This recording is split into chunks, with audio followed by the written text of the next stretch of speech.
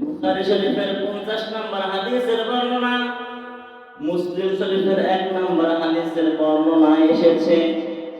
হাদিসে জিবরাইল নামে হাদিস প্রসিদ্ধ। عن عمر بن الخطاب رضي الله عنه قال بينما نحن عند رسول الله صلى الله عليه وسلم ذات يوم إذ طلع علينا رجل شديد بياض الثياب شديد سواد الشعر لا يرى عليه أثر السفر ولا يعرفنا منا أحد حتى جلس إلى النبي صلى الله عليه وسلم فأسند ركبتيه إلى ركبتيه ووضع كفيه على فخذيه وقال يا محمد أخبرني عن الإسلام. فقال رسول الله صلى الله عليه وسلم الإسلام أن تشهد أن لا إله إلا الله وأن محمدا رسول الله وتقيم الصلاة وتؤتي الزكاة وتصوم رمضان وتحج البيت إن استطعت إليه سبيلا. قال صدقت فعجبنا له ويصدقه. قال فعجبنا له يسأله ويصدقه. قال فأخبرني عن الإيمان.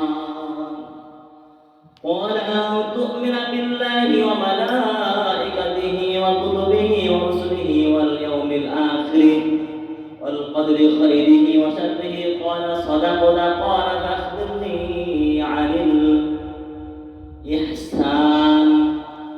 قال أن تعبد الله. قال أن تعبد الله كأنك تراه فإن لم تكن تراه فإنه يراك. قال فأخبرني عن الساعة. قال ما المسؤول عنها بأعلم من السائل. قال فأخبرني عن أماراتها. قال أن تلد الأمة ربتها وأن ترى الحفاة العراة العالة رعاء الشاء يتطاولون في البنيان. قال ثم انطلق فلبثت مليا. قال لي يا عمر وتدري من السائل؟ قال فأخبرني.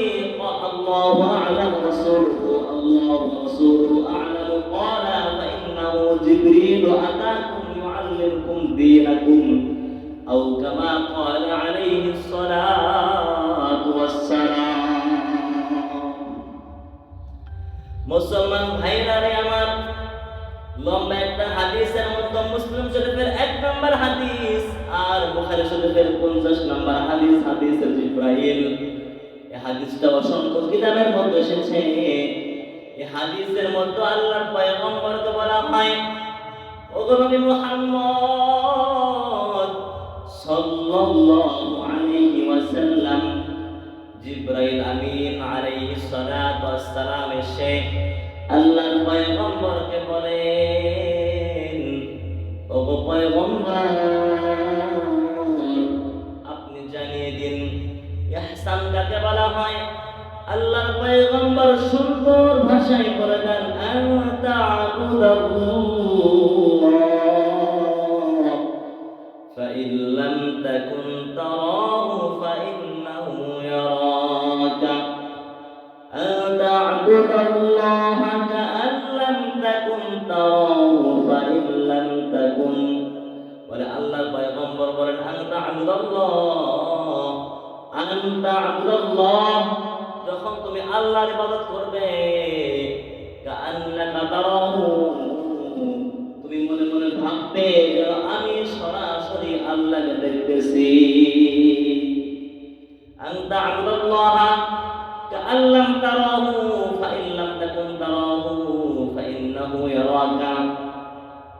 তুমি যদি আল্লাহকে দেখতে না পাও, যদি এই ইতমিনান তোমার না হয়, অন্তত পক্ষে তুমি এতটুকু ভাববা, এতটুকু নিয়ে আসবা, এতটুকু ফিল অনুভব তুমি করবা, তো অবশ্যই অবশ্যই মহান আল্লাহ পাক রব্বুল আলামিন আমাকে দেখছেন।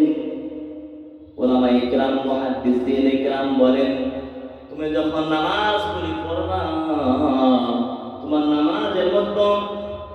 অনুশোচনা, এই অনুভূতি তোমার মধ্যে আসতে হবে যে আল্লাহকে আমি দেখতেছি, আর অন্তত পক্ষে আল্লাহকে আমি না দেখতে পেলেও একজন আল্লাহ তিনি আমাকে দেখতেছে।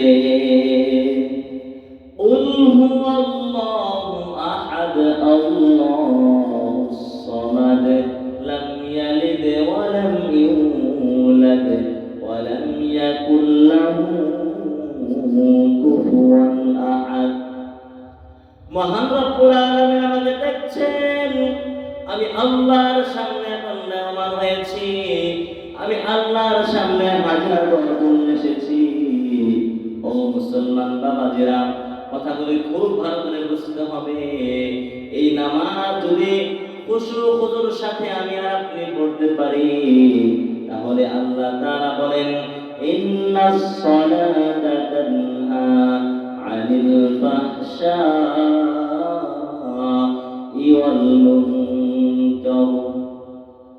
এই নামাজ তোমাকে অশ্লীল অনর্থক কর্ম কাজ কথা থেকে, বেহেপনা থেকে, বেরাল্লাপনা থেকে তোমাকে হেফাজত করবে, বিরত রাখবে। আর এই কারণেই নামাজকে সুন্দর করে তোমাকে আদায় করতে হবে। যে নামাজটা প্রথমে তুমি ইস্তেঞ্জা সুন্দর করেছো, রুকু সুন্দর করেছো, নামাজকে সুন্দর আদায় করেছো, এই নামাজ তোমাকে দুনিয়ার জমিন থেকে যেভাবে সমস্ত অবিচার ব্যভিচার গুনাহের কাছ থেকে, অশ্লীল কাজ থেকে, অশ্লীলতা থেকে তোমাকে বাঁচিয়ে রাখবে।